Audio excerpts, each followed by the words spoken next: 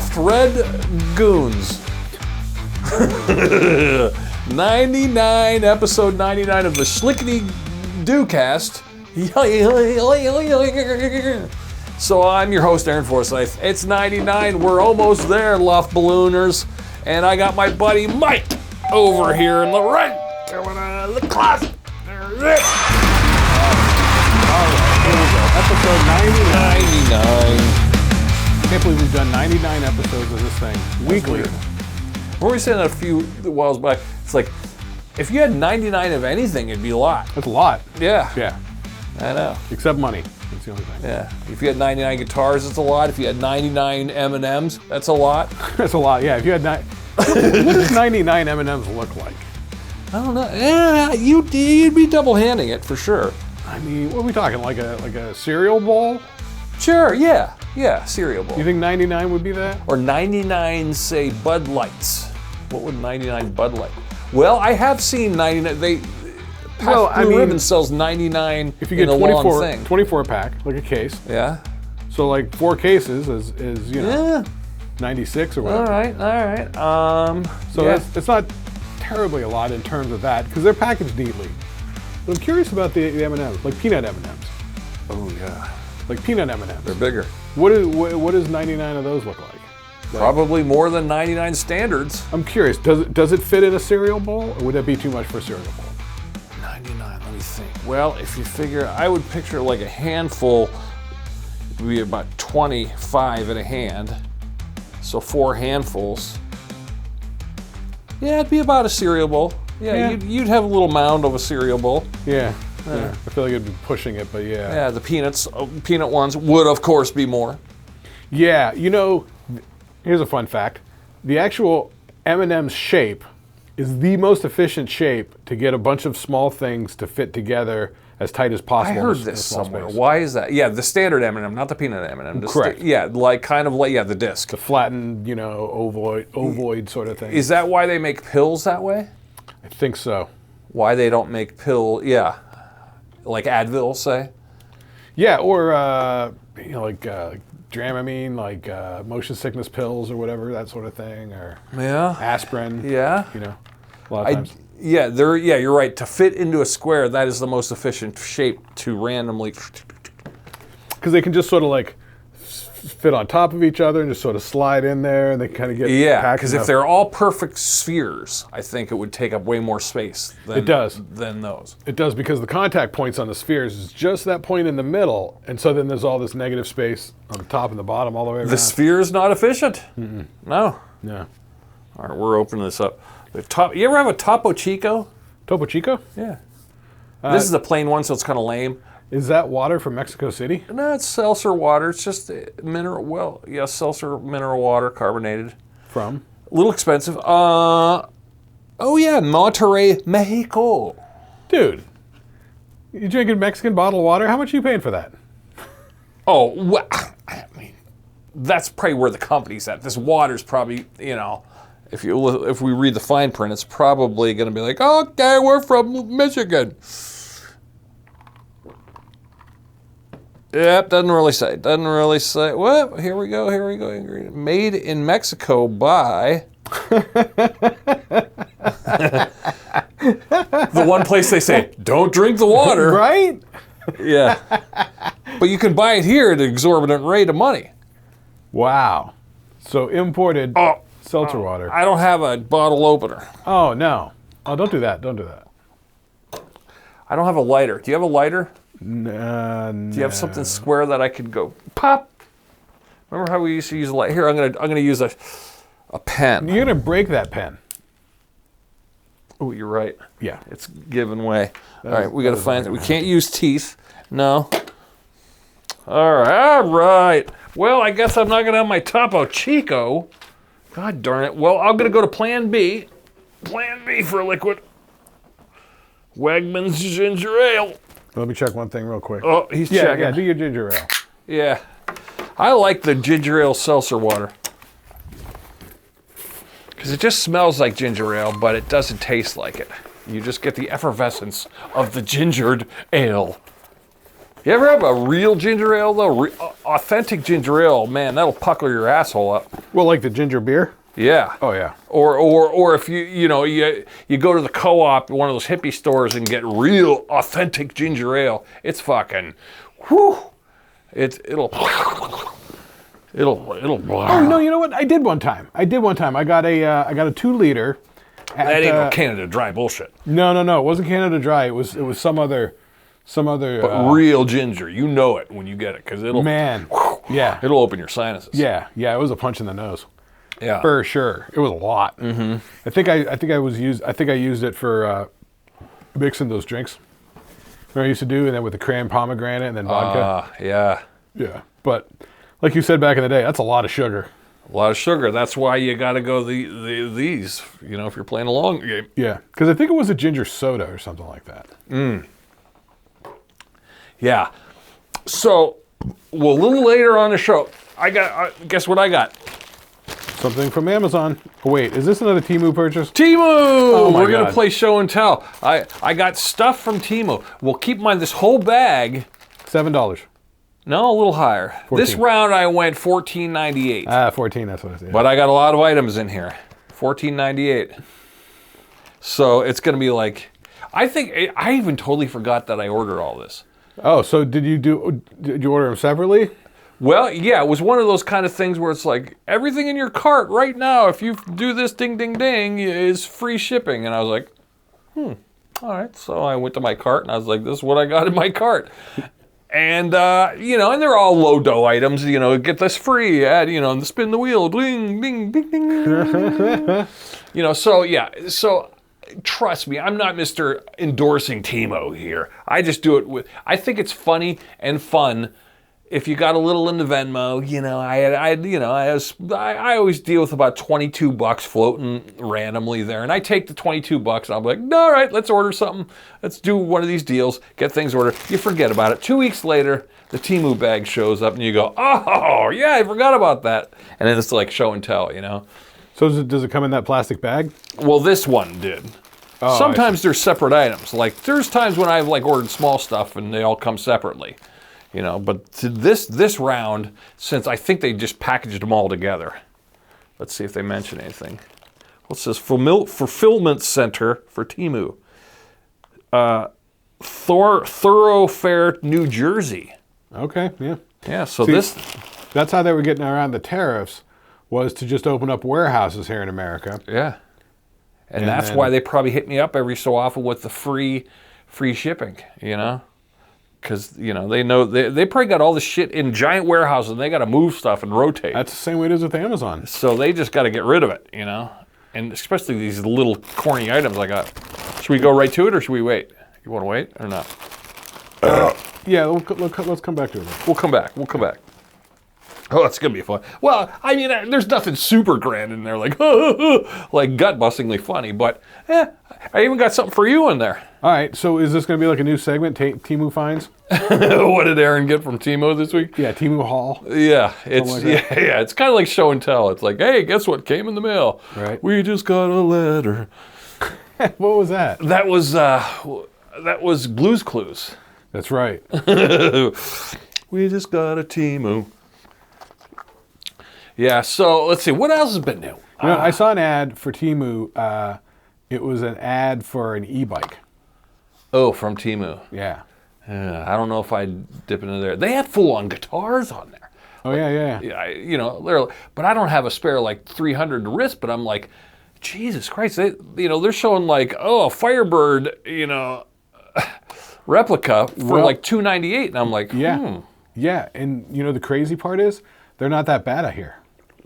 Those guitar guys on YouTube, like that Philip McKnight or whatever. That's what I was wondering. Have you ever seen any of those like product reviews on the guitars from there? He's based out of Phoenix, yeah. Okay. Yeah, him and even Glenn Fricker up across the lake up in Canada. Glenn Fricker, what a great name. Yeah, he's got Spectre Sound Studios. Who was the other one? Well, so they're doing they do these reviews. But apparently these Chinese-made guitars that they're doing now, they're making them on CNC machines. So they come out computer perfect. So they were able to just crank them out, and the quality is actually pretty good. Yeah, on like I could see the body shape and all that working out well. Everything's well. Here's where I question, like, obviously they don't have luthiers like leveling the neck and making sure you don't have fret buzzes and stuff. It's CNC. So they actually come out pretty good, I guess. I know. And that's Glenn Fricker's whole thing is that he's like because he has this SG that he got that was like $300. He's like, this is a great guitar. This thing plays great, sounds great, holds tune. Like, what more do you want? And so he's like, you're really just paying for the name. That's what I wonder. Is it gotten to that point? Now I could see where you get this for $300 and like, oh, okay, you're gonna have your guitar nerd, give it a sure, yeah, crank up. Yeah, you always have your local guy give it a and maybe like, oh, the saddles are kind of weak, let's replace the saddles. But for the most part, I mean, if you were just to buy the body and the neck and the pickup and the bridge, I mean, just in parts alone, you're easily into the 500s if it was USA, Yeah. So to get the whole thing for $300, and even if you had to sink another $300 to get it road ready, fine. But it would be an interesting kind of thing to do, Yeah, well, the other flip side of the coin is the reality is 90% of the guitars that are made on the market are made by this one factory in Taiwan. What, even the ones from around here? Yeah, the Paul Reed Smiths, see. the ESPs, like all those big name guitars, they actually all get made from this one factory in Taiwan. You know that for a fact. Yeah, because have you asked Rome about this? Because Ola Englund he has his own guitar company, Solar Guitars. That's Ola. Okay. And so he talks about this because he'll make video segments where he goes to the factories. But he's Norwegian, and they're dealing with a whole different world over there. They don't deal with these rare woods and stuff from America. Like an American-made Les Paul is not coming from Taiwan. No, of course not. Like I said, 90% of the guitars that are out there, your mid-range guitars, mass-produced guitars, Ibanez's, the Paul Reed Smiths. Yeah. Even a lot of the like Gibsons. a standard metal Schecter. Gibsons, Fenders, Schecters, Jacksons. They're all getting made by this company out in Taiwan because they've got the sort of like CNC sort of machines where like they can just crank them out consistently. Just assembly line all day. Yeah. Running 24/7. Then they have people set them up. They have actual people set them up. Yeah. But yeah, that's the thing. I mean, and sure, there's like probably like, I don't know, 10, 20% of the market that's like custom shop stuff, made in America stuff, zebra wood and Paduak, whatever, like fancy stuff that's actually made by hand or made here in the States. But you wonder, like, especially with the metal stuff, not metal music, I'm talking the metal, like the tuning pegs. Mm-hmm. Like a standard Shaler tuning peg, is that made in America? Probably not. Right, you know what I mean? It's probably made in Is there Taiwan. truly, like, how they always say, all cars, parts are, there's no truly an American-made car. They're all made, parts are from elsewhere at all points of the stage. Is it that way in guitar land? Is there a guitar that every square inch of it is from America?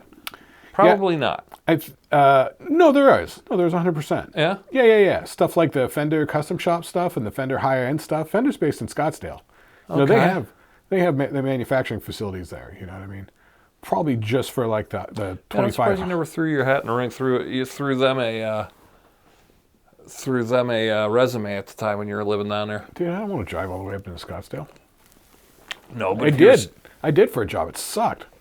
What? Driving all the way up into Scottsdale and back for work every day. It sucked. Well, sure. But I mean, if you were like, oh, I got hired at Fender, it'd be kind of like, whoa, it's kind of cool. I knew a dude that worked at Fender. He said it's just like working at any other company.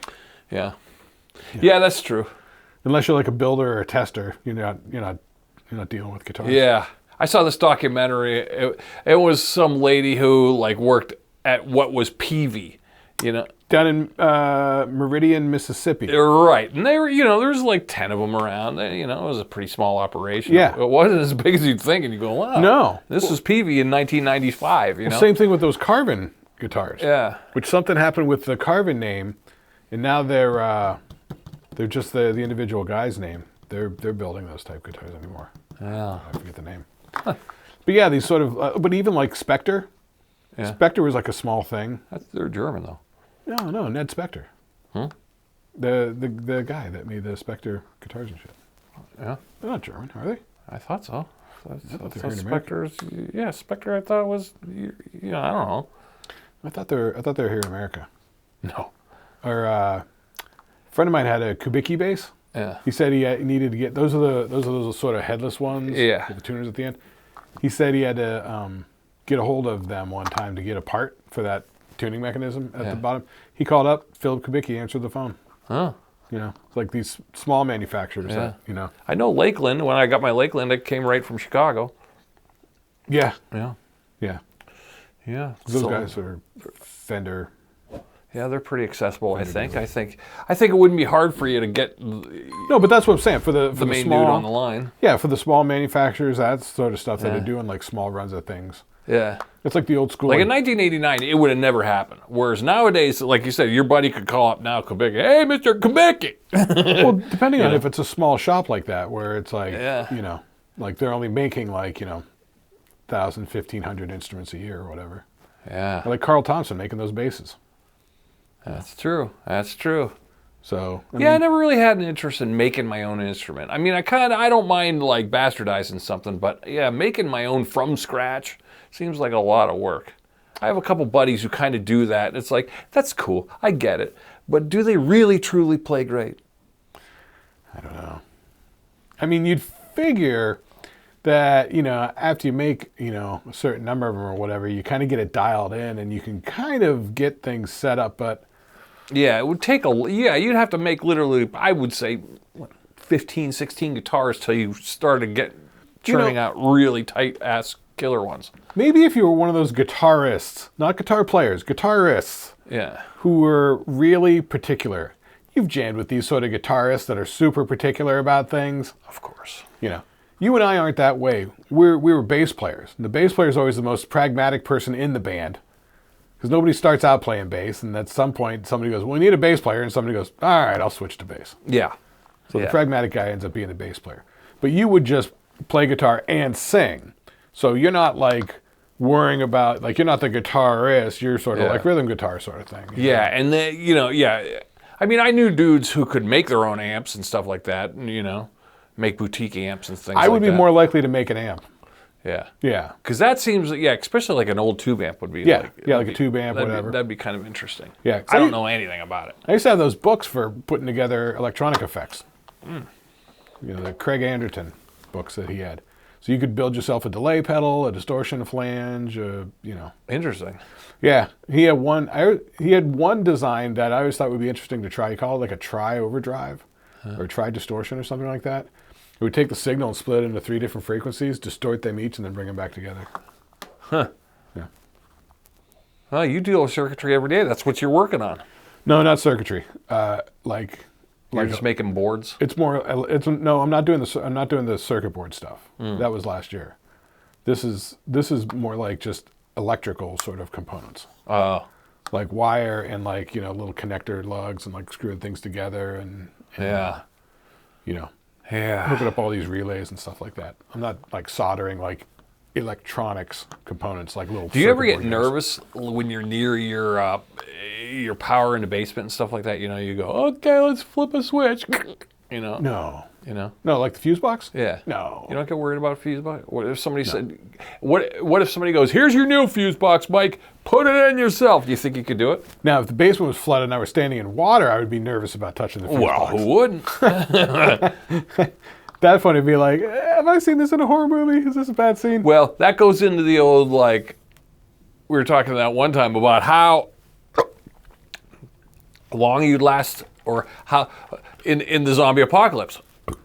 When the new world comes, are you ready are you an asset? No, of course not. No, yeah. You aren't either. No, not really. There's nothing I can do short of, there's nothing. I mean, I could probably charm my way to not be kicked out of society, but I'm not really an asset to society like a nurse or an electrician is. No, you draw. I know. Yeah, I draw. I'm snarky. There's nothing I can do. You're not helpful. No, not really. I mean, I could be helpful. in a lot of ways. Yeah. But, I mean, you could probably be sort of. Yeah, that's sort where of they go. as Okay, helpful. you're doing third shift on the gate. But you're look doing out. shit like you're shoveling your driveway all the time because you don't really have like garage parking. So with all the snow we get in the winter, you're shoveling it. I mean, you got the blowers now, right? Yeah.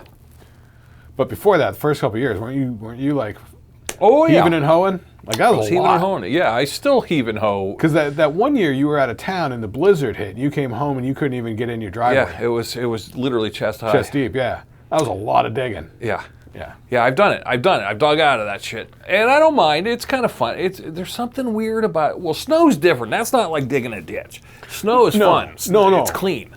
I don't feel like I'm getting dirty. True.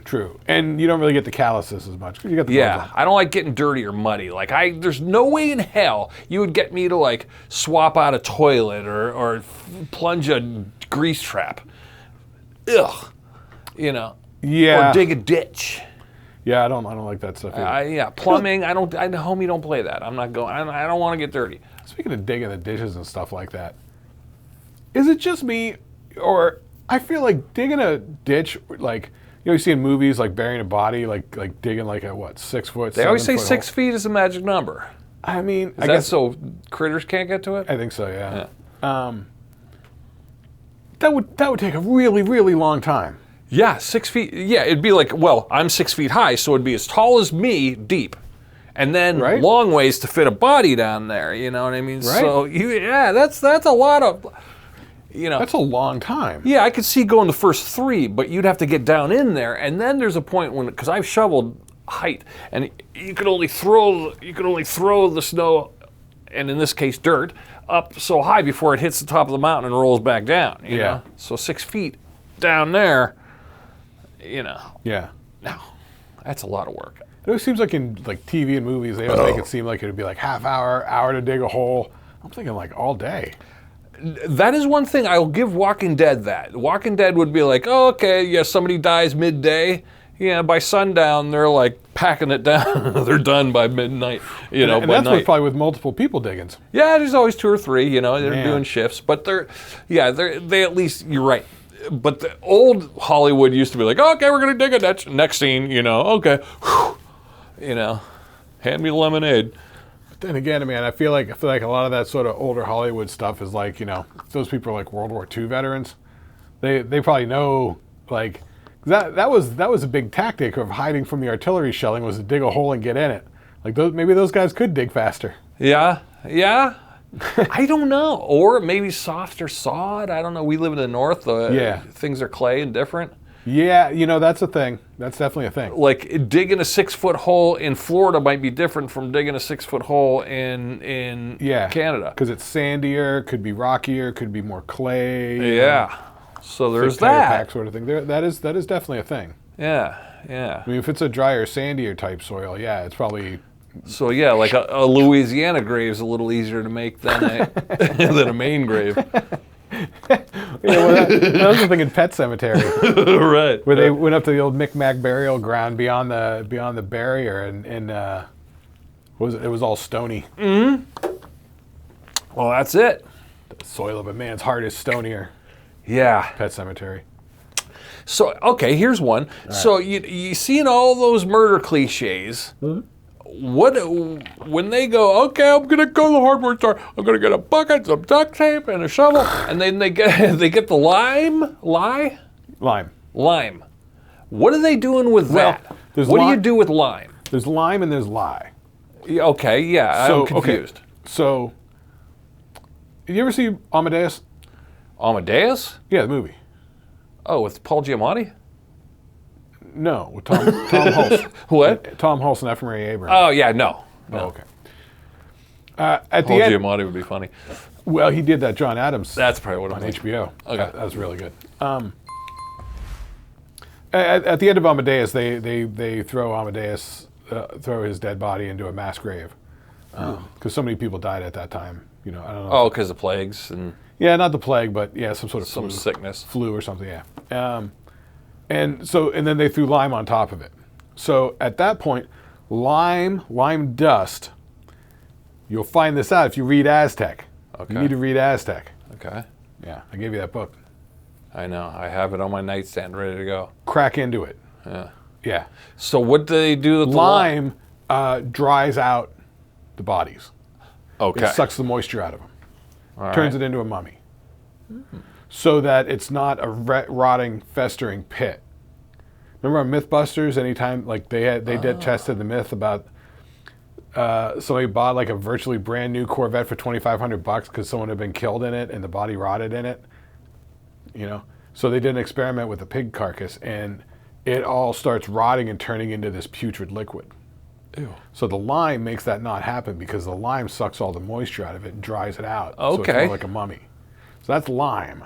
Okay, lime from limestone. It's like crushed pulverized okay. rock. Yeah. Right. So it just absorbs it like, yeah. Yep, sucks the moisture out. So then the other hand is lye. Lye is a caustic agent. It's an acid. Okay. That's what I was That's what curious you on. use to clean sinks. That's right. Okay. That's Two like- different things. All right. That Yeah, makes sense. It's dangerous sink cleaner. So Oh, that's why you wear the rubber gloves. yeah, even then I feel like that's not enough. But you know, I guess the rubber's inert. So, but still, Okay. So now let's say you got to bury the body. You'd probably not would you want to use the lime to dry it up and then you're going to have like an apple core of a body there? I think so. That might keep all the evidence intact. Don't you want it to rot and the maggots and everything to eat everything away? That takes a long time. Yeah. And even still, the bones will be left. See, the thing is, if the bones are left, that's where they're going to do the identification. So they're going to know, about that. But, Yeah. I know. I've always been fascinated with forensics, but I was kind of so bad at science that I couldn't absorb it. But okay, all right. Huh. So that's another thing too. To keep you go 6 feet under, you don't want the neighbor's dog digging up the dead corpse. or the police dog, the cadaver dogs. All right. Because if Because they're probably smelling decomposition. that's what I'm saying, they're trained to smell decomposition. So I feel like if you put the body in a hole and put lime on it to dry it out, then you wouldn't get that putrefaction, and so then maybe the dogs wouldn't smell it. Sure. Because a lot of times, bodies get found in the woods just because they dump it, and then, somebody hiking or something like that trips over it, Yeah. or a dog draws their attention to it. Like, oh, what are you sniffing over there? And there's like a shin bone sticking out of the ground or something like that. Well, they go, that's not a deer, Yeah. Huh. Yeah, I was, not that I think about murder at all, but I mean, you think about it, like nowadays, no one's going to get away with anything. Not only is there a camera on every street corner, you're not going to get away with it. The science will prove it, DNA, blah, blah, blah. But before, say, 1985, you could have got away with murder. Oh, easy. Easy. Yeah. I mean, there was an odd amount of serial killers operating in California in the 70s. Oh, yeah, and probably in the deserts and whatnot. And, Yeah. And the cross-trek, Yeah, who knows? Yeah, who knows? Yeah, there's probably massive people buried along, those, Yeah, these days it's much harder. But I feel like I think it is possible. We have a murdery episode today. That's cool. Yeah, because I've listened to some of those true crime things here and Sure. there, you know what I mean? And it's sort of interesting, and it's kind of like, if you think about the ways that people always get tracked down for that sort of stuff, because watching the first 48, Yeah. first 48 is almost always a murder scenario, and so it's always the cops trying to track things Sure. down. And you can kind of see what they come up against for leads. So it seems like you could get away with it if you were off the grid, so no cell phone, no credit cards. No Cell debit phone, cards. credit card, they always trace that. Yep. You got to have... Even car pingings. Modern cars have pings and computers in them. Yep. Yeah. Got to get like an older car that doesn't have the satellite or whatever, Yeah. or the OnStar or whatever. Then, so you want to be using cash, get a stolen car with And a good disguise. with a stolen license plate. Definitely get some sort of disguise yourself up as much as possible. Then go to some place you've never been before and where you don't know anyone. anybody. And never even said out loud. Find a random person, kill them, and then leave. But then what's the point in killing a random person? It seems like a lot of work to kill a random person. I think that's why most people don't do it. Yeah. But that's kind of what I gather from those sort of like murder investigation shows, because sometimes they talk to the actual killers and they're like, here's all you need to get away with it or whatever. And they lay out like that sort of scenario. Yeah. Where it's like, they all have the coulda, shoulda, woulda. Because when you watch the first 48 and they're investigating stuff, and it's always some murder scenario. They're starting with family and friends. Who do they know? What were they doing? Were they involved with a drug deal or a gang? Yeah. It's always, and they backtrack the timeline. Then they search the bank records, search the phone, blah, blah, blah. Yeah. Pretty much you can establish pinging off the cell towers, yada, yada, Yeah. So, but I've seen, cases where it's like, we have no idea. It's just random, And from watching that show where they're with the ambulance crews in New Orleans, I forget the name of that one, but that's been on for like 14 years. Dude, that show's horrific. Just random crime that happens to people in New Orleans. Oh, I don't want no part of that. I saw this one lady that just got randomly attacked by some lady. The lady scratched her eye out. She lost an eye. Yeesh. I saw another one where a random tourist from a different state, somebody attacked him with a machete. He nearly cut his arm off.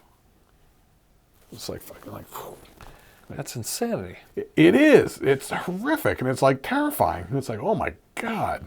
Yeah. This is nuttiness. Yeah, the heat makes people go crazy. Crazy from the heat. Or, a place like that just is a magnet for the crazies. It seems like it. New Orleans seems like, I wonder.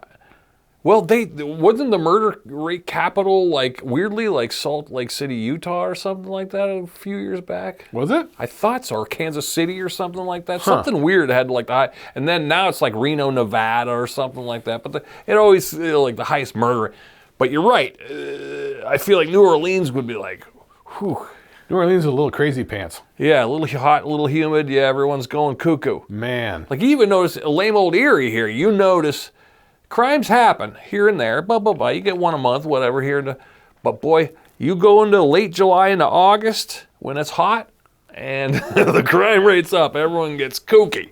They're tired of it. Yeah. You know, and the weirdos, the schizophrenia really gets in the murdering. Well, and I guess during the full moons too. That's what they say. Yeah, the girlfriend, she used to work in the emergency room and said, they would hire extra, or they would bring in an extra crew for full moons. Really? A couple extra on decks. And if they're doing that as just policy, then there's something to the math to that, but maybe not. I don't know. Maybe it's just preventative. Who knows? I don't know. But yeah, I mean, always the day after like the 4th of July. You know. Well, for like hospital staffing, yeah. Yeah. I mean, I did one episode on The Pit last year where some kid blew off his fingers. Yeah, we always heard those stories. Yeah. No, they did it on The Pit. Oh yeah. Maybe was it this season? The second season? I don't know if they did it in the first season. I don't remember. I don't think so. It must be the second season. It was like some little black kid. It like blew off like these 2 fingers. Eesh. Like an M80 or something like that. Like an M80. Yeah. He's telling the doctor, he's like, it was a firecracker. And then a while he's like, it's more than a firecracker, wasn't it? Yeah. Brutal. Yeah, explosives. Yeah, that doesn't interest me. Yeah. Anyway. Yeah. All right. But yeah, it's a murder. Yeah, in terms of sort of like you watch that first 48 show where it's with real cops, and they're in places like, what are they in, like Oklahoma City all the time, in New Orleans, and I guess if they find the body, you're fucked. They can figure it out. But if they don't find the body, I think you can get away with murder. Like, you know how those rednecks will feed them to the pigs? They say like pigs will eat a body. Well, definitely. If there's no body, there's not much to go on. Yeah. That's the main thing. Because without a body, it's just a missing persons case. You're right. Yeah. So and you're just relying on cameras and whatnot. So that's the main thing. Yeah, if you can find a way to actually get rid of the body and make sure it's not going to come back. I mean, I guess honestly, they say the real way to do it, toss the body into a volcano. Well, yeah. Yeah. It's not very practical, but yeah, how many volcanoes? Yeah. Or off the cruise ship. Push them, hockey check somebody off a cruise ship. I suppose so. I mean, there's always stories of, and I don't even think the cruise ships divulge their numbers, but I think more people die off that than we know. Oh, yeah? That's interesting. You know? Ooh, that's interesting. Now, I'm sure they got cameras of that, but Yeah. once if they're cruising through, you know, I don't know, cold weather, like Titanic weather at night, you know. But I mean, If I just did a swan dive off the edge, they aren't going to find me. like I think you're right. I think there's something to that. I feel like if you looked at the security footage from those cruise ships, there's probably a lot of one individual person drunk and staggering out on deck at like 2:30 in the morning, and then, you know, falling over the rail. Or then, suicidal. right. Yeah. Right. And no one knowing for a couple of hours, and by then they're a long ways away. Yeah. You know, Where do they go? because then at that point, the cruise line's going to be like, well, we don't know what happened. Oh, we can pull the security footage. Oh, there he is. He walks to the back rail. Oh, does it look like he fell over the rail? Yeah. Oh, well, Yeah, what can and we do? you're 70, you're 1,200 miles from shore, you know, it's like, come on. But by the time anybody realizes what happened, you're so far gone that, you know, Yeah, you're not it going to ain't happening. No, they would Yeah. have drowned like 10 hours ago or something. Yeah, or froze, because that's cold-ass water sometimes. Depending on where and when, yeah. Yeah. Yeah. Yeah, so I think that's a good way. Well, not But good I mean, way, that's a if horrible it's like, way. if they pull the security camera footage and there's two people that walk towards the back deck and then one comes back, that doesn't look good. No. God, no. You're going to be in trouble on that one. No. Then there's always the newest one is I kept seeing like people. Did you hear about this in Arizona? All the people that were doing selfies falling off the cliff. Oh, yeah. In Arizona at the Grand Canyon. The Grand Canyon idiot kids who were falling trying to do selfies. Not just there either, but also like in the middle of Phoenix is like Camelback Mountain, which people like hike up, and you know it's no joke. But people go up there and it's usually foreign tourists, and they try and get a picture where it just looks like them standing on the rock and then like the city behind them. All right. And so then they're standing on the edge of the rock, and if you like wiggle and fall or the rock like shifts or anything like that, That's what I'm saying. down you go. Yeah, and that's no joke. where you could. Hey, honey, stand over there. Let me get a picture of you in front of the city. Oh, I see what you're saying. Yeah. Did I see that in something? I don't know, but it Did that seems like a happen in- likely scenario. There was something like that, and the dude either like pushed his girlfriend or whatever to try and kill her, but she didn't die. Oh, and she came back. Yeah. It's like, whoa, that's a bad situation. Oh, yeah. Or I think, was it a TV show? Did it actually happen? There was a guy who drove the car with his wife and two kids in it off the cliff, but he jumped out, and they lived. Oh. You know what I mean? It's What like, an idiot. whoa, Yeah. Ugh. yikes. Yeah. Yeah. Yeah, murder's just not going to happen. I mean, you know, if it was 1975, maybe, but yeah, there's anyone who's got a weird delusion or fantasy about murder, they'll catch you. Yeah. Unless you live near a volcano, you're pretty much not going to get out of it. I mean, if you had it really planned out. I saw this one, it was a crime thing. This guy had made video logs of his entire thing where he'd gone out to the woods and built himself a quasi-underground place to live. And no one knew it was there, and you couldn't really see it or anything. The only way they found it was like months later, because his wife and kids had disappeared, and they were looking for this guy, and they couldn't find him. Maybe it was like 3 years later they finally found him, just because he had a cooking fire going, and he had a little chimney. And so they could see a little bit of smoke coming out of the woods. And so the FBI went in and triangulated the area and got to it and found him with the dogs, you know. Yeah. But it's like that sort of scenario, I guess. If you had some place that was out of the way or unknown, you know. Yeah. Yeah, you really could. Yeah, you couldn't. There's nothing you could, you know. Like if you went and you drove from, like, let's say, Las Vegas to someplace in South Dakota, and you grabbed somebody from there, killed him, and then brought the body back to another location to dump it. Because that's the thing, you know, there's the body, and Okay. there's the evidence, you know what I mean? Any blood or clothing or anything like that. You know, depending on what you're doing with the whole situation. Yeah, I mean, I don't know why you would do it or why you would Right. want to. I don't see the point. Seems like a lot of work. It'd be a lot of work. Or like, okay, you're with the person you want to murder, so you go, okay, let's travel across the United States, and then all you just, I mean, if you set it up where you're like, I got mugged. They took my wallet. I got no debit cards. Yeah. I'll have to go to the bank. I'll get some cash out or whatever. But they know they could lie detector test you. They have people that can tell if you're lying or not just through your pupil dilating. I mean, they'll figure it out. They know you're lying. Can I just say for the record, those lie detectors, that's all a bunch of bullshit, bunch of horse crap. What, you think a lie detector is? Could you pass a lie detector? Those polygraphs? Yeah. Yeah, that's really only reading. I feel like I would fail one without even trying because I'd be nervous.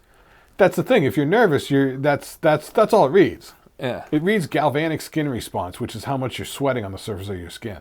Huh. What if they don't have the air conditioning on? Exactly. I can think about half a dozen things that'll set me into a fucking, Galvanic sweat.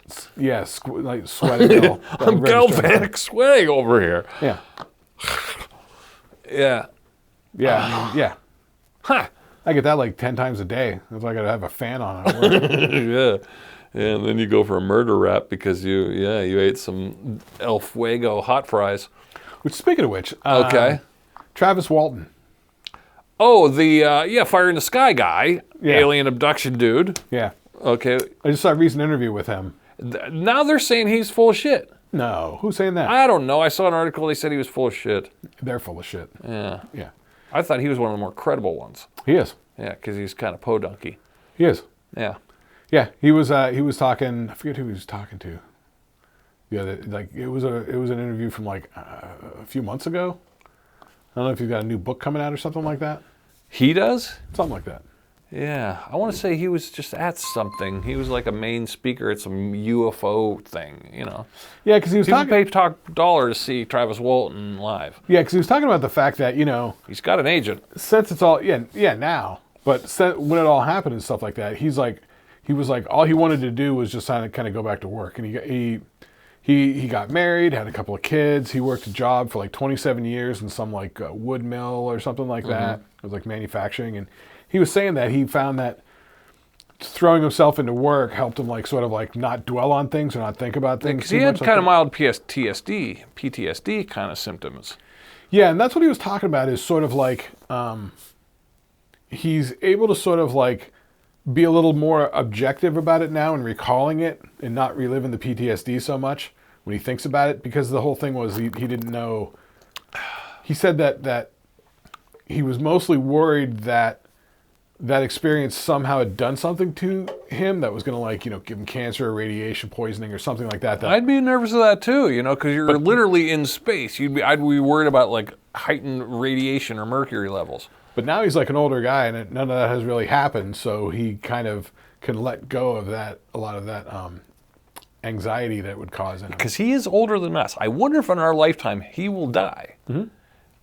Or, what if they did like, I wonder if, here would be an interesting thing. I wonder if he's donated his body to science so that when I die, like if I was him, I would say, when I die, you guys, do every test you can to see if I'm different from anybody, Look for any kind of tracking device, look for anything, you know what I mean? I wonder if I was in a question and answer thing with him, I'd ask him that.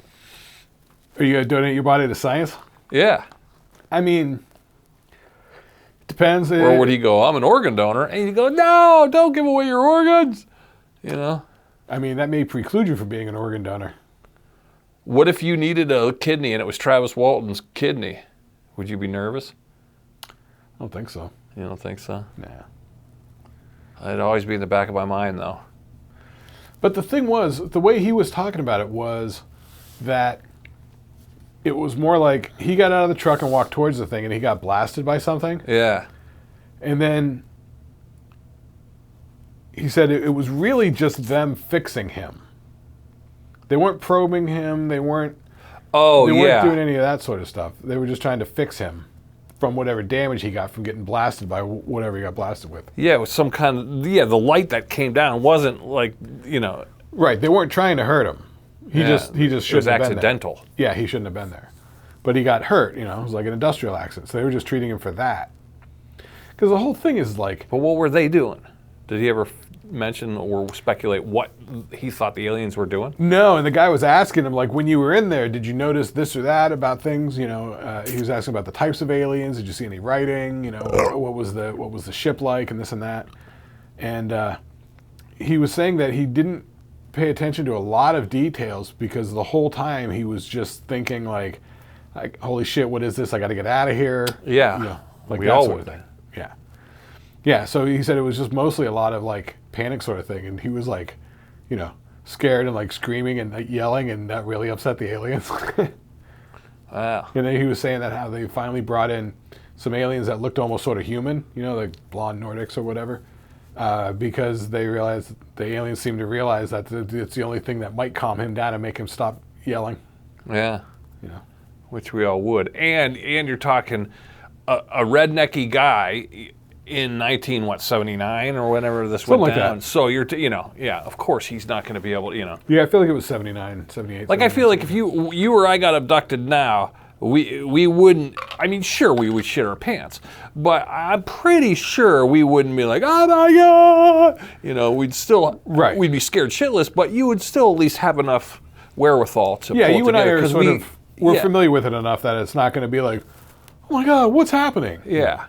Yeah, it wouldn't be like getting eaten by a giant spider or something like that. No, I mean, growing up the way we did, watch as many movies as we did, there's like a good chunk of probably 6 or 8 things that if they happened, very unlikely, but if they happened, we wouldn't be like, what's happening? We'd be like, oh shit, this is this sort of scenario. This is fucked up.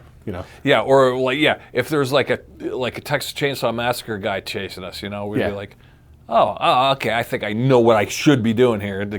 Here's or at least I know what not to do. I've seen enough movies to know what not to do. Exactly. Yeah. Or the Russian mob's after you. Do you know what to do? No, but I know what not to do. I've seen enough movies. Yeah. I've seen enough John Wick to figure that out. I feel like when I was watching that old Resident Evil movie with Mila Jovovich back in the day, it seemed like it was like 3/4 of the way through the movie before people put it together and were like, oh shit, we're dealing with zombies. Yeah. It's kind of like, come on, guys, like, come on. Yeah. Figure it out quicker. Yeah. Zombies, get on board. What do you live under a rock? Come on. Yeah. Yeah, we'd know what kind of scenarios going down. Yeah. Yeah, that's what I'm saying. Be able to sort of recognize it and be like, okay, this is what we're dealing with. Yeah. Or Sasquatch or something. Yeah, we know what's going on. Yeah, we're not going to be like, what's happening? But I still would be scared shitless. Sure. Sure. I don't have time for that. No, sure. Yeah, that'd be a bad scene. Do you think, okay, we've talked about Sasquatch before. New stuff. Did you see recently they just proved the Gimler film was bogus? The Patterson film? Patterson Gilman, yeah. Gimlin. Is that the old one from the 70s with him walking across the... Yeah, walking across the river, yeah. Yeah, the creek, yeah. Yeah, that apparently they've proven that's not right. Really? Yeah. Based on what? I don't know, but it got all the Bigfoot aficionados because that's their grassy knoll. Yeah. That is the... But I mean, I've heard for years, for as much as you hear people going, look, if you look at how big his stride is, and you go to that area and you try and figure out, it's like a 9-foot stride, and he must be like 10 feet tall. And then for every of that you hear, there's some guy who's being like, that's a zipper on the back. This is a suit. Look, this is a 1978 gorilla suit, Yeah, exactly. So I tend to think, I think of all the conspiracies, I tend to think the Sasquatch one is kind of bullshitty. Now, could there be some Neanderthropithecus, in the middle of Asia somewhere? Possibly. Maybe Gigantopithecus. Gigantopithecus, yeah. Maybe, but... But the thing is, like, that is always in Northeast Ohio? No. That's really analogous. Well, I get what you're saying there. Mm-hmm. Yeah, not around here. Like, maybe up in, like, Seattle or... like Quebec or somewhere up in Northwest Canada. Territories of Canada, yeah, could see that. But I feel like the Gigantopithecus is like the same sort of thing as the Loch Ness Monster thing. It's like, how do you get these holdovers from ancient eras past that have enough of a breeding population to survive, let alone a food source? Yeah, exactly. And, leave no evidence of themselves and don't get seen or caught or, nobody ever finds a dead body of one or anything. Bones or anything like that? Yeah, nothing. Yeah. That's where it's like, that doesn't really make sense. But we do have cases in nature where, they're discovering new animals every year. Yeah. I mean, yeah, and there's random genetic offshoots that do happen. Like I mean, you see, like, there's a 7'2" college kid playing basketball right now. Oh, yeah. Shit like that. So you go, oh, okay, well, you see these people are huge, I mean, No, but I mean, like, genetic offshoots that happen. In the animal world, like, I thought I saw something recently where they just discovered some sort of, like, electric blue snake or something like that. Yeah. Where it was just like, they hadn't seen one before, so it's like a new species or something like that, or... Yeah. Like, I remember back in the day, probably about the time we got out of high school, something like that, they had discovered in Vietnam this type of deer that on their snout, they had these, like, openings where it would breathe, and it would open up and breathe, and then it would close. Cool. And it was weird. Yeah. It's like, whoa, what's up with that? Yeah. This was some deep, forest in Vietnam. Yeah, and they're just, They'd never discovered it before or whatever. They said in our lifetime, what's going to go extinct, the next two animals? Did you see that one? No. The cheetah. Really? And the hammerhead shark. Really? Yeah. Which would be a bummer to lose each of those. Why? I don't know why the hammerhead shark. The cheetah, obviously, because of humans are assholes and they hunt them, for the fur. Do they? I think so. Yeah. I guess so. I guess that's like African jaguar, huh? Yeah. But I don't know what the deal is with the hammerhead shark. But maybe the hammerhead shark might be genetically moving itself out because other shark, food sources mixed with it's a thing. I don't know. Maybe they're not great hunters. Where do the hammerhead sharks live? I don't know. I don't know much about a hammerhead shark. I don't know. They always were kind of weird looking. You go, hammerhead shark. That's the weirdest looking fucking thing I've ever seen. Yeah. It is. It's really like it's really a weird evolutionary offshoot. Yeah. And most of those sharks are from 30 most million sharks years ago look anyway. standardly like like that kind of thing. They don't look like the hammerhead. The hammerhead seems like it's almost like an accidental offshoot. Yeah. That's probably phasing itself out because it's just not a great hunter. Maybe it's just not aggressive as the others. If that design was the winning design, there'd be a lot more with that design. Yeah. But the winning design is, the sort of fish shape with the eyes on either side. Yeah, so I almost feel like the hammerhead might be, that's just kind of like, maybe they're just not great hunters. Maybe they're just not intelligent. Maybe they're not aggressive enough, and they're just slowly dying down. Well, there's the thing that is having the eyes on the sides of the head like that, which the hammerhead is like the ultimate example of that. That's prey design. Yeah. Predator design has the two eyes up front. Yeah. For bifocal vision, to be able to judge distances. Sure. So predators have the up front eyes. Prey has the side eyes to look for threats coming at them. Yeah, I don't know if it's their problem why they're getting because the hammerhead shark's got their eyes on the end of the hammer, like way out here. Yeah. So that's definitely prey. I don't know. Yeah, maybe. Or I don't know if it's their fault or our fault. Maybe it's a human thing, or maybe it could be global climate warming. Well, it could be if the hammerhead sharks hang out in like warm. I think they do. Warm waters, like Pacific. Like Bermuda or something like that. Oh, it could be Bermuda, but I was thinking if it was Pacific over by Asia. Okay. And if they're just getting caught all the time in the giant nets that the Chinese use for fishing. Oh yeah, like their weird heads make them get caught in fishing boats more than. Well, and also because like there's a school of fish here, and the hammerhead sharks come to eat, and so they're in there eating, and then the net comes along and just grabs everything. Yeah, I don't know. Maybe they're dumb. Maybe they're just dumb. That's the way they fish over there. Is they just grab everything. That's gross. Humans are assholes. It's always humans are assholes. It always comes back to that, doesn't it?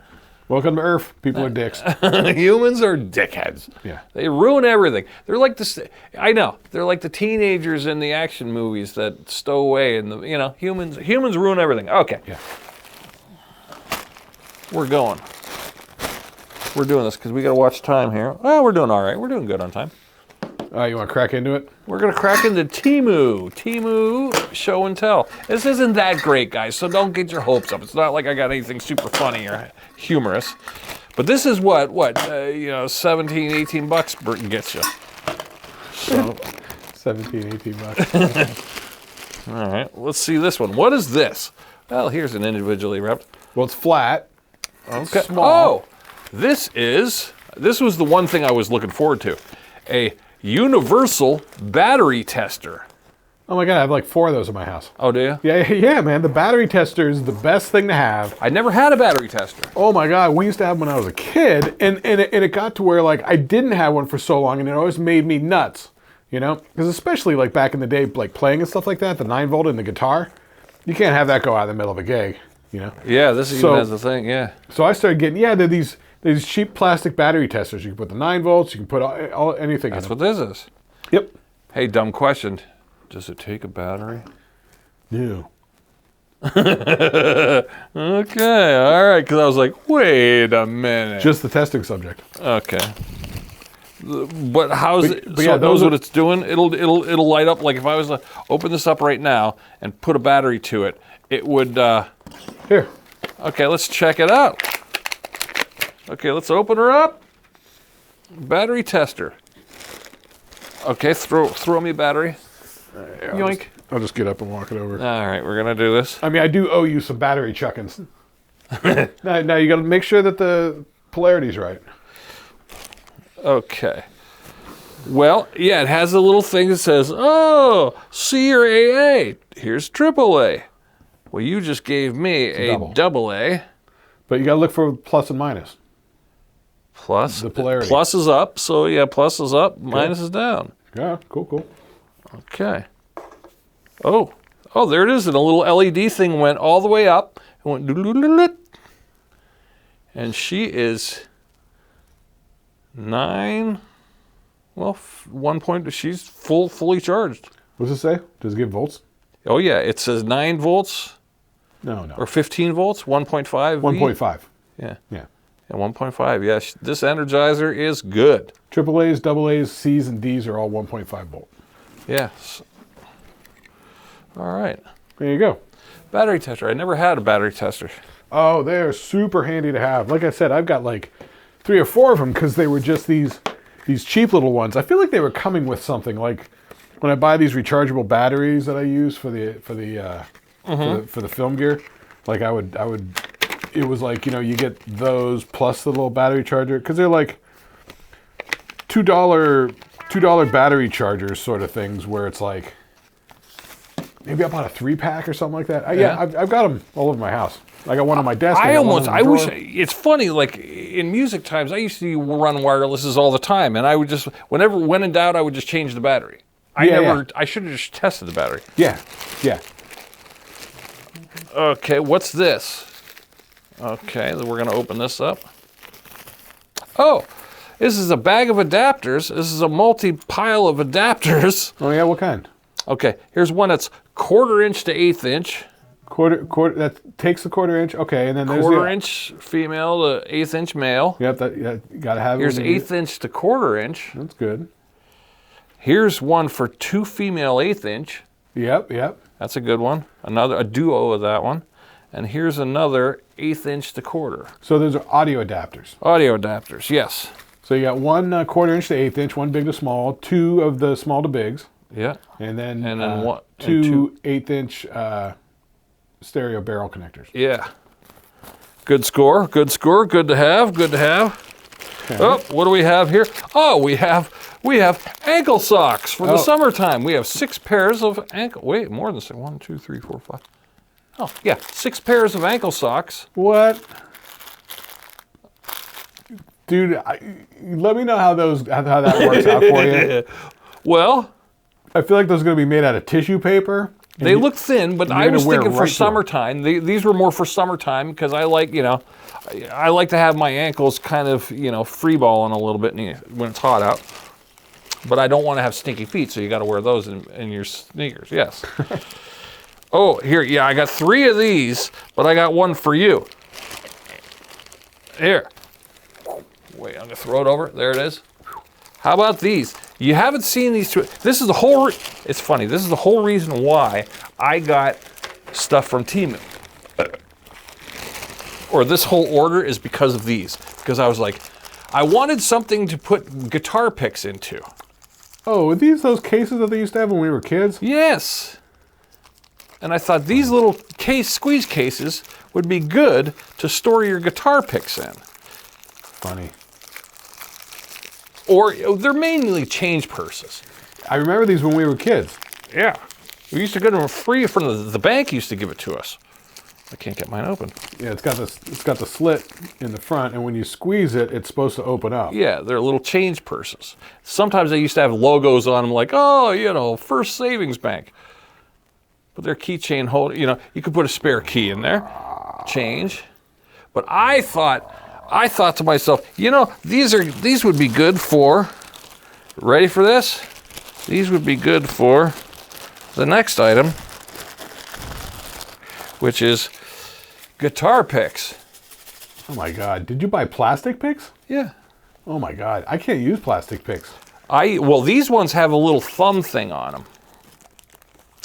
But see, here's another thing. Here's when I... What, grippy? Yeah. Yeah, almost like it looks like a little piece of sandpaper on there where the thumb goes. Funny. I got a Dimebag Darrell guitar pick. Okay. From when they played here in Erie, opening up for Skid Row. Oh, yeah?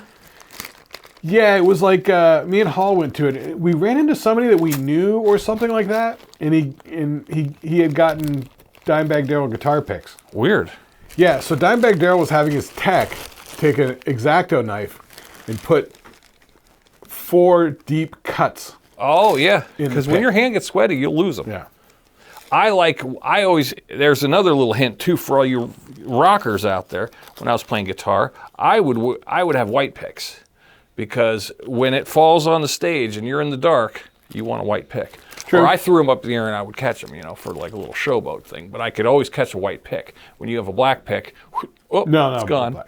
Well, the thing is, I can't use any plastic pick. I can't get to the second chorus of the song before it breaks. Oh, really? In half. Yeah, you 100%. always ran it a little tough. You hit things hard. Yeah, so I had to get Tortex picks. Oh, so for the Tortex. longest time, I never had to buy any picks because every time we played a gig in Phoenix, there's guitar picks all over the stage. I know. Sherlock's was like that too. I was always cleaning house. Depends who played the week before. So I used, and I still have, a Marlboro Lights cigarette box that is full of guitar picks. Yeah, just random whoever's.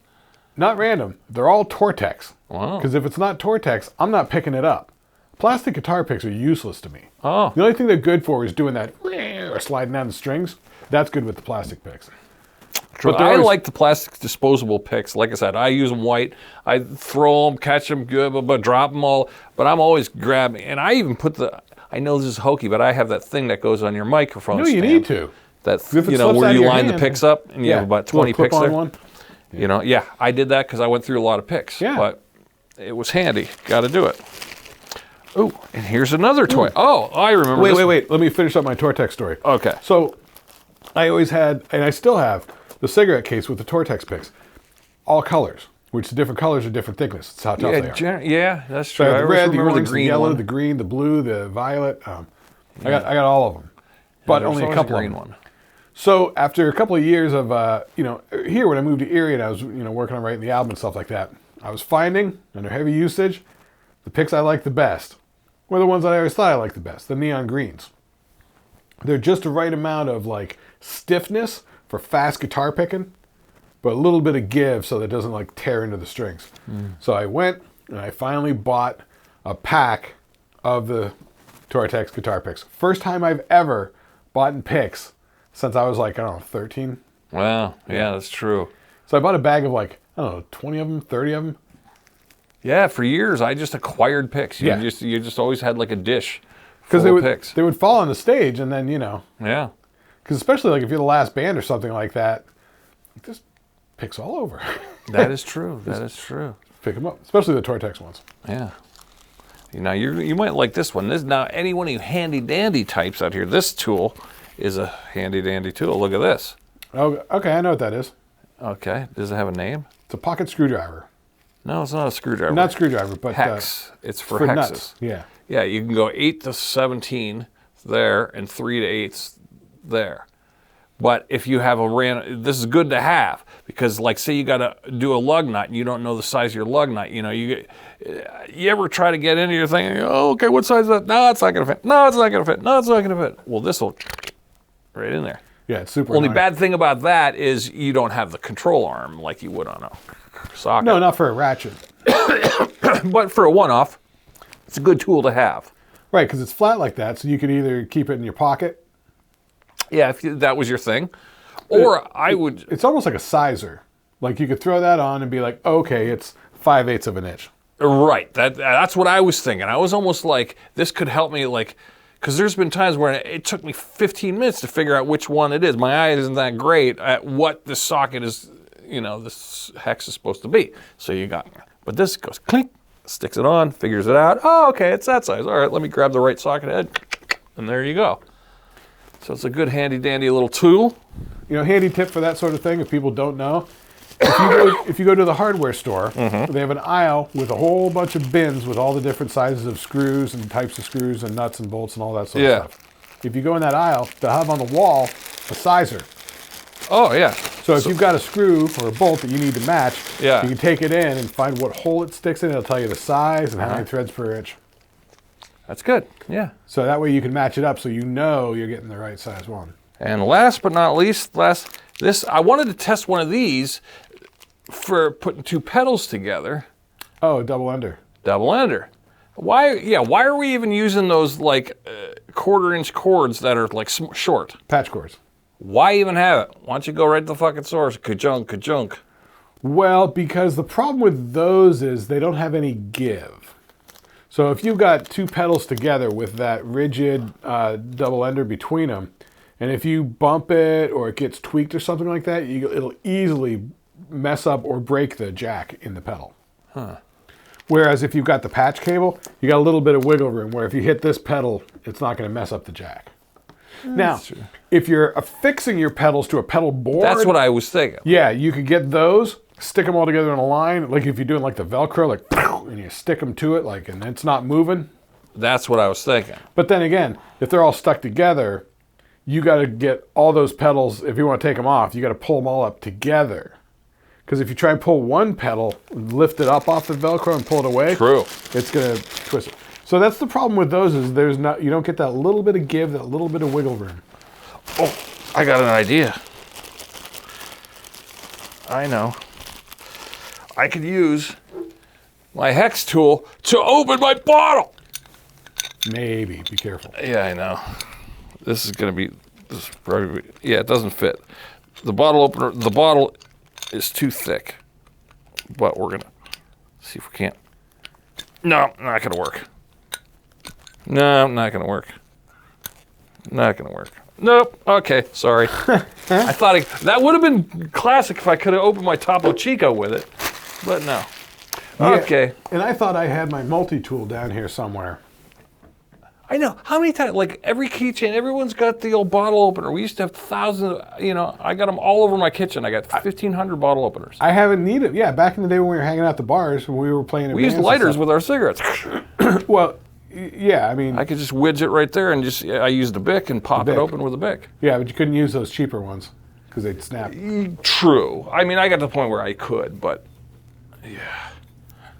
God damn it. I really wanted my Topo Chico. Darn it. Yeah, I literally don't think I have any tools around here or anything. Because I have like a multi-tool, like a Leatherman. Yeah. Even with just that, with the pliers, you can just grab one of those teeth on the thing. That's true. Pull 3 or 4 of those teeth out, it'll fall right off. But yeah. I don't know where my multi-tool is. Yeah, That's why I was looking at my camera case for the multi-tool. It's funny. Whenever Christmas comes around, I always say to myself, the multi-tool, that would be a good gift, and I've gotten people multi-tools through the years, But do you ever really use a multi-tool? I don't because I'm or is it just a just in case? I'm not putting it on my belt. Like if I was like a farmer, you know what I mean, and you're out and about, and you definitely have it on your belt. Like you'd have a folding knife, you'd have a multi-tool. Yeah, remember? Yeah, we would all put those in our pocket, but did we really use them?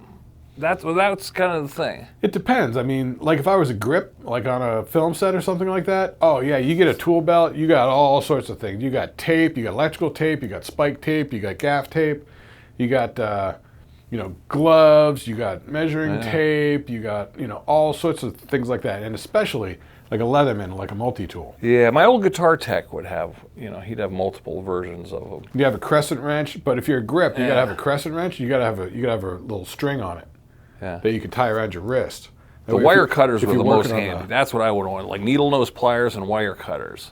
Wow, what kind of wires are you going to cut? Well, no, those were always handy because changing strings and stuff like that, you need the wire cutter. Oh, yeah, I always had dikes, the little nippers. Sure, but if you had a Leatherman's tool, I could see it.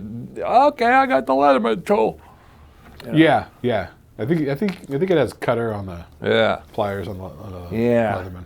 I always see them though, and I'm always, it's one of those gifts where you go, I'd like to get that for a gift, but you don't really need it. It's just. That's why I got one, because it was like back before all the prices went insane. I got it at like Lowe's or something like that, or Home Depot. They'd be like, it'd be an $10. impulse buy. It'd be like, $7.99. You go, yeah, okay. Yeah, exactly. Like $8, $10, $12. It was like, you buy a flashlight like that. I know. Try buying like a pair of scissors now. I know. It's like scissors are expensive. Like $30 or something? Yeah. I know. Yeah. Or even more. They can be upwards of 40 and 50 for those, because we get those bigger handled ones, those that are really good for cutting things open. Yeah, they're like $40. It depends on the usage if you're getting specialty scissors. But I got myself a variety pack of scissors where it had some of the like industrial shear scissors that also had like a bottle opener on them. And then you get your regular long scissors. You get some smaller pointy scissors. You get down the little pointed scissors. I use those for like sewing, like cutting the. Mm-hmm. And then there's another specialty type of scissors. I think it was like 5 different pairs of scissors. Yeah. Yeah. Good nail clippers are not a cheap date either. I mean, you can go to the dollar store and you can go, okay, I'll get them. They're not great. They something, but I mean, for a good quality one that's not going to shoot the nail back in your face. They're expensive. Yeah, the one I have has like a little plastic thing that sort of keeps the clippings in there. Yeah, how come they haven't figured out that? Yeah, you ever try to cut your fingernail and it flies back in your face? No, because I got the little plastic shield guy. It's got a guard. I know. I shouldn't have to wear goggles to cut my fingernail. Keeps it from going all over the place. I just trimmed mine today. Huh? Yeah, they're making me nuts. So I was like, I'm gonna take 3 minutes. I'm gonna stand here and go snip, snip, snip, snip, snip, snip, snip, snip, snip, snip, snip, snip, snip, snip. Do you file when you're done? I didn't, and they're a little bit rough. Yeah. Because for some reason, this nail trimmer that I have never had the problem ever. It's like it cuts them like at a 90-degree angle, so I get this sharp edge on them. Yeah. So I do have to like file them down a bit. Yeah. That's what I got going on. I need a file. Got my clippers. They got the little emery in there. The emery board. Yeah. Who is Emery? Did he make up the board? Well, the emery board is just sandpaper. Yeah. Glued to wood. Yeah. Was it made by like Joe Emery down in Walla Walla, Washington? That's the way it was back in the day. It was probably some dude in Scotland. Yeah. That's why the company was like the Emery Company. They were probably like the biggest sandpaper manufacturers in England or something. Oh yeah, that's true. And we just made the Emery board. Which for the housewives. Yeah, I think it was. I was gonna say. I think I was for like the nail care and stuff like that. Nail tech sort of thing. I could see it. You ever see those glass ones they have? Oh yeah. The girlfriend's got one. Yeah, I've seen it. I think those work pretty good. I've never used it, but I've seen her using it. Well, yeah, pretty neat. Well, these nail clippers I have, they've got a section on it where it's like roughed up metal. Yeah. And so that you can kind of use that as a, it's like a little emery board sort of thing, which is better than nothing. Better than nothing. So if you don't have an actual nail file. So before we go today, because we got to do a Shlicketty review. Anything you're watching? Oh, I got a rec here for everybody. What do you got? I just finished the 2nd season of Paradise on Hulu. The guy in it, he's really good. K. Sterling Brown, he's really good. Sterling K. Brown. Yeah, he was in This Is Us. Yeah. I call him Black Trev. The guy is an incredible actor. Oh yeah. Incredible. Yeah. He was really good in This Is Us. But this show, now the first season you go, Okay, he's a bodyguard for this pompous, doofusy president. Who's James Marsden? Yeah. And then Marsden gets murdered, and then he's got to figure out who's going. And then by the end of the thing, you figure out that, wait a minute, they're in a neighborhood. Wait, what's going on here? Why is this world? Oh, they're in a dome. They're in like a neighborhood, like a biodome. They live in a biodome neighborhood, and that's the end of the season 1. Well, we get to season 2, and the world opens up. Now they figured out that, they thought a nuclear war happened, but they're keeping it from the people, and it really did happen. There's fallout here and there, but not really. And it was kind of like the paradise was the bunker. So now the world gets bigger. There's people outside the world trying to get to the bunker. He has to go save his ex-wife, or save his wife, who's been estranged from the bunker for 3 years. She's a molecular biologist. So many layers, so many killer acting. I mean, every episode just throws you in a new direction. By the end, it's like Walking Dead without the dumb zombies, but better. But better, many, because it is post-apocalyptic, and it's a what would you do scenarios a lot of times too, But wow, and I will say, how every end of the world apocalyptic scenario, the humans are assholes. We get it. Well, that's the whole thing in Walking Dead. It's like the first season or two, you're like, oh no, the zombies, and then really quickly you're like, oh no, it's the other people. Yeah, and everybody's on everybody. Well, this one, you find there's a more human brotherhood about it. People aren't quite so robber baron barbarians. They start off that way because everyone's on high alert for that. But everybody, once they start talking, they go, oh, okay, you're okay, yeah, we're okay, yeah, this is cool, we're good. So there's this thing where humans aren't really that horrifyingly bad. I mean, they all have their foibles, but they're human foibles, but at least there's not roves of barbarian gangs who are gonna murder you and rape you. There's none of that. I don't think you can say that. I'll probably have to bleep that. Oh, we can't say the word murder, right? And the R word? Yeah. They don't like that word. Apparently not. Everybody's bleeping it these days. Okay. Which I don't like. I don't like this sort of censorship. Oh, you can't say the word. It's But it's algorithmically drawn. It's not even a human. It's just the algo. Oh, yeah. I know. I could say queef over and over 500 times, but then you say that word and, oh my God! Yeah.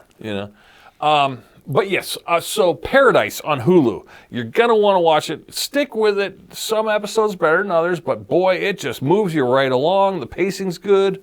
But the second season especially. First season you go, that was a pretty good show. Second season, wow, they outdid themselves. I was like, holy crap.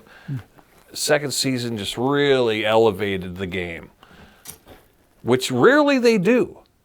Here's another non-one, and then the only other one I was watching was The Burbs on Peacock. Oh, with yeah. Keke Palmer and some other likable. Yeah, I didn't know the guy, but then he was on one of the podcasts. I think he was on They Might Be Drunk or something. Yeah, the guy with the British accent, he's fun. Yeah. He's nice.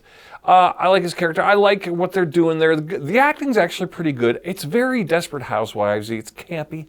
There's a campiness about it. Now, do you think it feels Desperate Housewives because Desperate Housewives and The Burbs are both shot on the Universal backlot? Yes. Okay.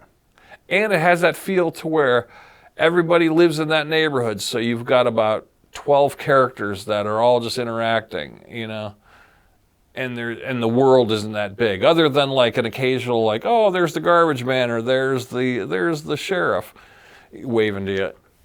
You're dealing with the same 12, 15 characters, so the world is very insular. Well, that was always kind of the thing with The Burbs.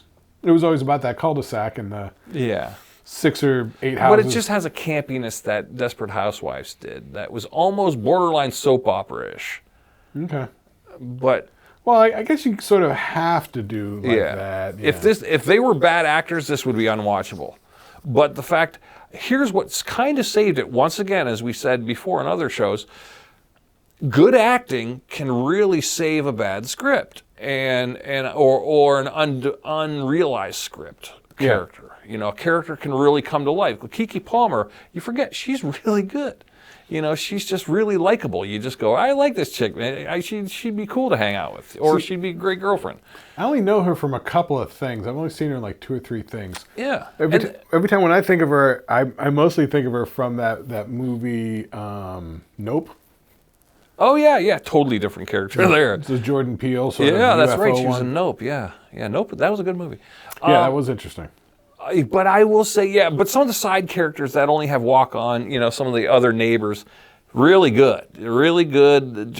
You could just tell they're good actors that haven't got their shot yet. Yeah. You know, I was just checking real quick the streamers. I really haven't been watching too much of anything in the past week or so. Yeah.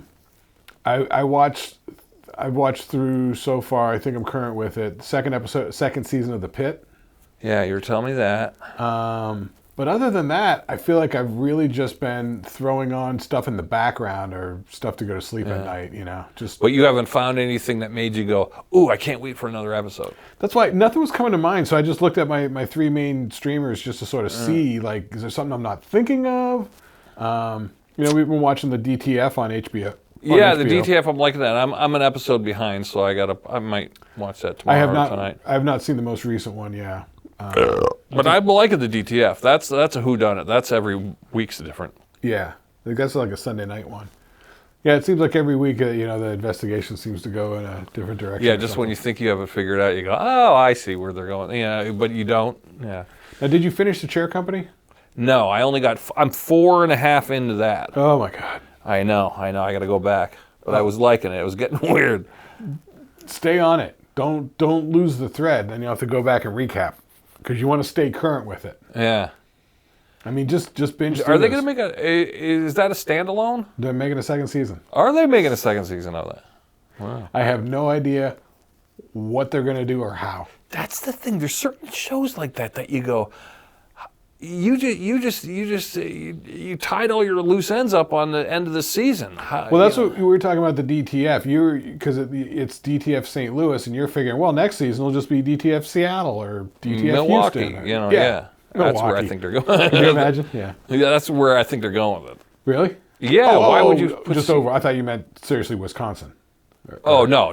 I just think they're going to pick a new city and a bunch of new characters. Yeah. Yeah. You'd have to. Yeah. I mean, in this first season, you know, it's like you got 3 main characters and one of them's dead first episode. Yeah. It's like, well, we're not revisiting this whole scenario. Yeah. There's nothing you can do. Yeah. You're writing yourself out of another season. Yeah. It's got to be something new. Some shows are like that, but then they push on, and you feel like they're reheating it on. Like, remember Dead to Me was like that? It was kind of like, okay, first season, wow. Second season, all right, they wrapped it up pretty good. And then here comes a third season. You're like, wait a minute.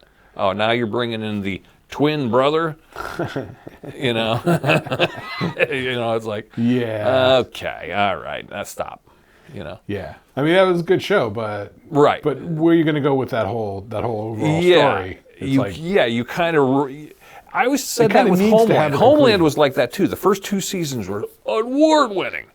But then you got the solution at the end of the second season, and the big boom, and then you go, oh, well, everyone's dead. Well, half of them are dead, and the other half, we know who they are, or you know, and then you go, what are you going to do?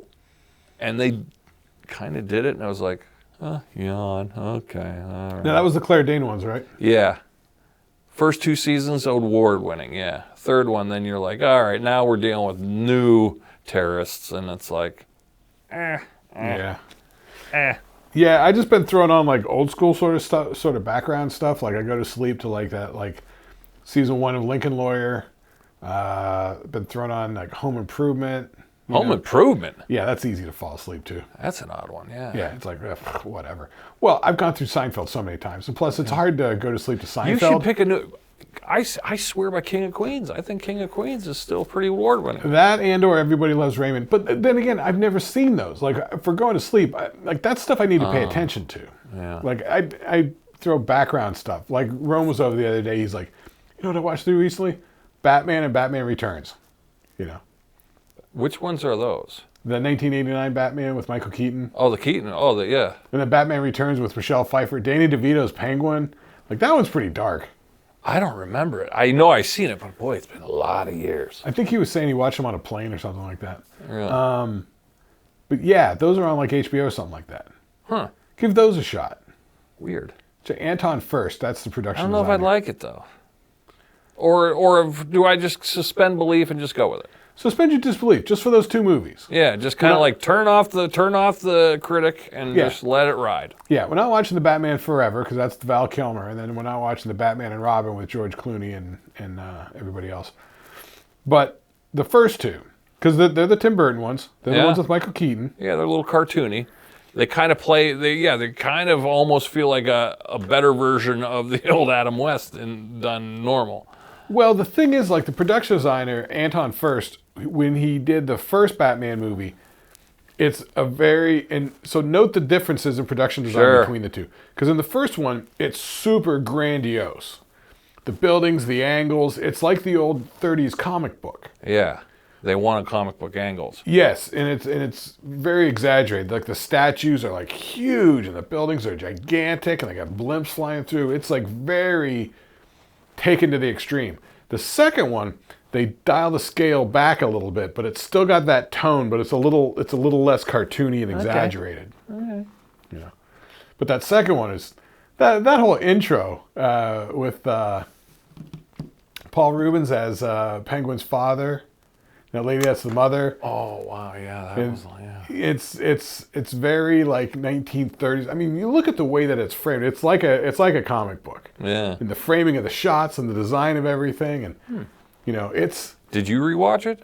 I popped it on. Yeah, Rome was over the other day and we were hanging out, and I'm like, yeah, that second one, and that just the first like 5 minutes or whatever of the Penguin origin scene.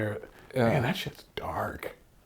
Huh. If you remember when it came out, when the 89 Batman came out, it was a big thing. It was everywhere. It was Batman cereal. Everybody loved it. And then when the second movie was coming out, everybody's lining up to make merchandising deals like McDonald's and shit like that. Yeah. And then it comes out and it's so dark and disturbing with the Penguin. And it's like, whoa, did he just eat a raw fish? Like he's got black stuff like dripping out of his mouth. Like it's disturbing. And McDonald's was like, whoa. Yeah. They got really scared at that. They're like, this is for kids? Have they talked about the newest one? Bouncing off the the Penguin we enjoyed. Batman? Yeah. Yeah, that Penguin series is good. That Colin Farrell was really good. It was incredible. It was award-winning. Yeah. And but is there a new Batman coming out? Right. There's going to be a second one that's the Matt Reeves. Yeah. The Batman with Robert Pattinson as Batman. All right. And. Yeah, there is another one coming. Okay. Have you watched that one? The first one, yeah. Yeah. Well, that's all there is. Yeah. Yeah, because it's like 3 hours. It was long. It was like 4 hours long. Yeah, it's like 3 hours. Yeah. Yeah, and the Riddler and everything. Yeah, it was pretty good. I used to put that on a couple of years ago when I was like working on music all weekend and stuff like that, like laying guitar tracks. I would just put that on, and then when it get done, I would just restart it. I would just play it like all day. Jesus. Because there's so much going on, and it's such broad strokes. Like, you put on the closed captioning, like, you know what's going on. That's true. It was like a moving picture. You know what I mean? That's what if you had no sound on, it's just literally a moving picture. Yeah. It's good. It's a good looking film. It's a little dark, but it's noirish, but it's good. Yeah. There's enough going on. Yeah, it's like visual storytelling. Yeah. So. All right. So yeah, I mean, eventually, I guess that's coming down at some point. So you haven't watched anything like, wow, are you itching for something to go, I can't wait for the next episode? Well, I am looking for things to sort of get into. I feel like I am sort of missing having something to watch. Like I think I'm down to... What was that Miles Teller thing you were watching? The Offer? Yeah, The Offer. Yeah. Yeah, you're saying you didn't want to watch the last episode because you didn't want it to end. I still haven't blown through them all yet. Oh, no. Yeah, so I saved that for like when I'm really in the mood for it. I'm like, ooh, yeah, let's watch The Offer. Like, I'll go back and like restart it, watch the first 4 episodes again or whatever. I do that a lot just to sort of drag it out. Like I got the last episode of Tulsa King with Stallone, I think they got a new season coming on that. But, watched all the Landman stuff, current on the DTF. Yeah. The Night of the Seven Kingdoms, loved all those episodes, but they were only 6 half-hour episodes, so that's kind of come and gone. Oh, We got, this is this weekend. Two things were coming this weekend. What was the one with John Hamm and he's the house thief? Man, I forget the name of it. John Hamm? Yeah, it was John Hamm's show. I watched the first season. I had a good time watching it. He lives in a rich neighborhood, and he's Olivia Munn, John Hamm, Friends and Neighbors or something it's called. Oh, yeah? Yeah. What's that on? I want to say probably HBO. Huh. You're going to want to watch that first season because the new season starts this week, which is pretty good. I liked it. I liked it a lot. I don't think that's HBO. Maybe that's Apple. Yeah, I don't know. That's not ringing a bell for me. Yeah, it's John Hamm, Olivia Munn. Yeah, acting stellar in it.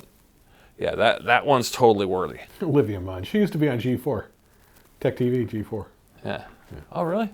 Yeah. She's married to Mulaney. Oh, is she? Yeah. She has a child with John Mulaney. You know, they also used to have on like G4 Tech TV back in the day. Those fucking dudes who started Reddit. The dudes who started Reddit, boy, they're sitting on a gold mine. Yeah, the one dude was Kevin Rose. The other dude was that blonde dude that was hosting the Talking Dead after Walking Dead. Oh, with the Nerdist, Chris Hardwick. Hardwick, yeah. Yeah. I feel like it was him and Kevin Rose did Reddit or something. Really? Yeah. Yeah, I haven't seen Hardwick for a while. Yeah, he's kind of disappeared. I don't know where he's been. He's got all the money. Yeah, I guess he doesn't need to be out there doing stand-up or hosting some dumb game show. I mean, he did do the thing where it's Plinko, the giant Plinko game. Yeah, I think he was just doing that stuff for fun. Yeah. Yeah, he's a nerdist. He goes from Comic-Cons to Comic-Cons, and yeah, he's a nerdist. So. Yeah. All right. Yeah, we said all that Well, we had a wild ep. We talked about murder. We had Temu stuff. We did all kinds of stuff today. It's a grab bag. It's a grab bag. Well, thanks. Next week's the 100. I don't know if we'll do anything special or not. Oh, we'll have to do something. So, yeah, what do we do? I mean, even if it's just a Hostess cupcake with a birthday candle in it. Yeah, I know. We gotta. Yeah, something. I know. Well, it's our 100th. Maybe you guys could do something good for us. Tell a friend. Come on, give us a gift. Give us a gift of something. I don't know. Give us your love. Yeah, repost it or something. Give us your love and validation. But 100th episode. I wonder if anything will change in the algo once we get in the hundreds. I don't know. Triple digits? I don't know. Yeah, I don't know what the YouTube gods will bequeath us. I mean, our numbers are staying pretty steady. We haven't grown. Some's up and down. I don't know how to get it a next notch without. Yeah, and thanks to all you regular viewers, especially you cool kids that watch the episodes all the way through to the end here. Other people, they're missing out on a lot of good stuff, but you guys are the cool kids. So give us a like. Definitely like it on YouTube. Hit subscribe, hit the bell to get the notifications, shoot us an email, and that's probably about it for this week. Unless there's anything else you think we're missing. Check out the Shlicketty review while you can. I don't know how much longer we're going to do Shlicketty review, but we'll keep trying. We're going to keep throwing it against the wall. But yeah, it gets kind of hard to find current movies that we really want to watch to do on this. I know. I was almost going to propose to you, Mike, about maybe backscaling that to, I don't know if we'd lose the algo or not, but backscaling it to every other week. But, just cut it in half, because we're fighting, we're doing it every week, But if we didn't do that, if we didn't do the Shlicketty review on the off week, we could maybe put a little bit more fat or a little bit more thought into every other episode of this. I don't know, come up with... Yeah, I mean, I do think it's worthy doing Shlicketty DooCast every week because it's like we watch some movies that we normally wouldn't have. It's stuff you just stick in your watch list. The girlfriend and I are kind of looking forward to our Tuesday. Like Tuesday night, we're going to watch the movie for the pod. Yeah. So it's kind of like our homework we have to do. And it's like you don't want to feel like you wasted your time on watching something that sucks. But you don't know unless you watch it. Right. And to watch a movie, it's kind of like, well, it's for the pod. So, so for me to go, hey, I'm brown bagging this one for you, honey. And she go, okay. And she, whatever. She'll end up liking it. Like this week, well, I don't know what we got this week. What was this week? Oh, yeah. This week, yeah, stay tuned, guys. Anaconda. Oh, yeah. Yeah, we did Anaconda. The Jack Black one, the new one. Yeah, the new one. Yeah, not the old one. But, yeah. Which, in preparation for watching this new one. Like when Anaconda was out in the theaters, I had watched the old one. Oh, you did? I don't think I'd ever seen it. Yeah, no, I don't think I did either. You know, Maybe I did. I don't know. If I did, I don't know. I didn't recall seeing it. Yeah. You know, but it is very much of its time. Like you watch it now and you're like, oh, this is the whole movie. Yeah, I like the Jack Black version though because it's aware of itself. It's silly. It spoofs it. It is. It is. I liked it. I know. They ought to do the same thing with Only Snakes on a Plane, huh? Well, Snakes on a Plane wasn't that old, but yeah. Snakes on a Plane was terrible. I did see Snakes Was on it? a Plane. I haven't seen that one. I mean, it was just dumb, just because there's snakes on a plane, you know. That's, Yeah, that sort of seemed like, is that all we're doing with this thing? Yeah. The snakes, snake handler had all these exotic snakes that broke out, you know, and they attacked people periodically on a flight.